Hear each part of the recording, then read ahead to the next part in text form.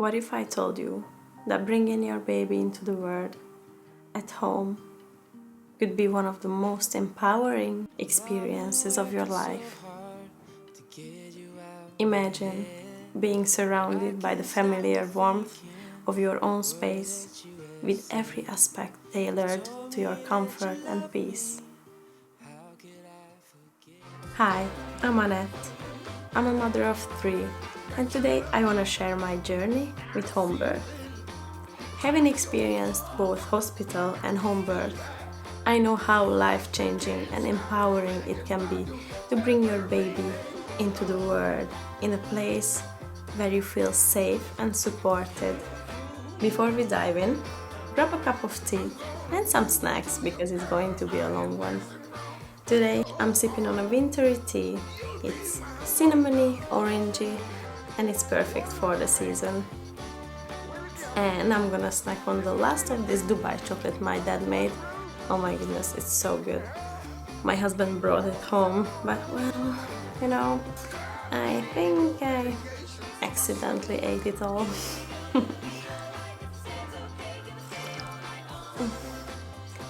If you're a mom-to-be, curious about home birth, or just love hearing inspiring birth stories, you're in the right place. I hope that by sharing my story, I can offer some comfort and guidance to anyone considering this path. Each birth experience is unique, and I believe that every mother deserves to feel empowered and respected in their choices. And before we dive in, if you find value in this video, I'd love for you to hit the like button because it helps me reach more moms just like you.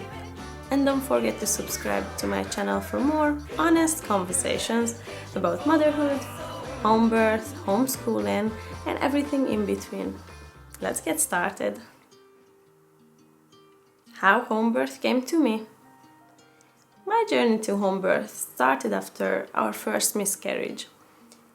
But even then, I was already playing with the thought of a home birth in my mind.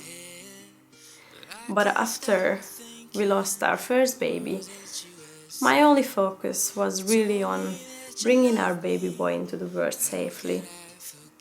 And like many in the Western world, I believed that the safest place for that was the hospital. However, the day of his birth, what I anticipated to be a normal birth turned out to be a really traumatic experience. And at that moment, it made me realize that I never ever wanted to give birth in a hospital again. I was drawn to the idea of being in the comfort of my own home, surrounded by the people and things that made me feel safe. It wasn't an easy decision, but it was one that felt right for me and my family. I wanted to be in control of my birth experience, to trust my body, and to welcome our baby in an environment where I felt truly at peace. How I was preparing for the birth. So preparing for a home birth is about more than just the physical setup. It's about creating an environment that feels sacred and supportive. For me, mental preparation was key. I focused a lot on breathing exercises, which I believed from the start were essential for an unmedicated birth. I wouldn't say it was painless, but these exercises definitely helped manage the pain and keep me just centered. They gave me the confidence to trust my body's natural ability to birth. The physical setup also played a big role in setting the right tone. I just loved having decorations up on the wall, including positive affirmations, visual drawings, and fairy lights. We also had these pictures of us hanging and decor that we made together with my boys. These small touches made a big difference in how I felt going into labor. My favorite affirmation was surrender, because it's just only one word, but it's so right, because to have an easy birth, you have to give way, turn inside, and let your body and baby just work together. The birth pool was another crucial element for me. The comfort and relief that warm water provided, it was just unbelievable. It was like a soothing embrace during those intense moments, and it allowed me to relax and let go, which I believe it really contributed to the smoother labor I experienced. The next thing is staying active. It was also a major part of my preparation. Moving my body in one way or another was always so important to me, and I knew that it would help during labor too. So I made a promise to myself that no matter how hard it got, I would always honor my body by just moving it.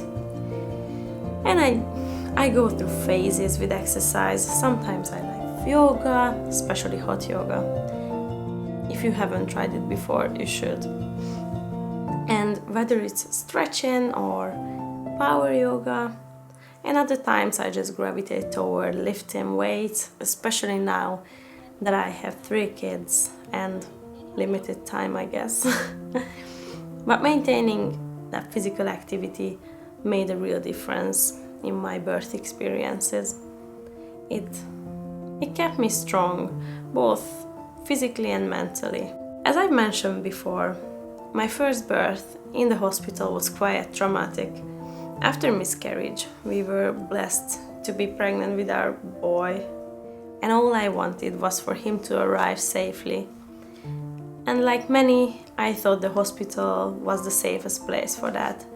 So at 40 weeks, we were so happy. My water broke at home, and the contractions hit hard and fast. So we rushed to the hospital. I don't even remember the way to the hospital, but I remember after arriving, I was telling the midwife that I felt the urge to push, but she just laughed it off, saying that it's not how it works for a first-time mom. I was told to, lie down on my back for an examination, even though I was incredibly uncomfortable and struggling to breathe in that position. They gave me gas and air on the way, but later we found out it wasn't even working. So all that effort sucking on it was for nothing. And intervention after intervention followed, being told how to push, episiotomy, and eventually a vacuum extraction. So yeah, it was a traumatic experience, and I regret not being more informed about my rights as a mother and my body just naturally. And that experience left me determined to never go through such a powerless situation ever again.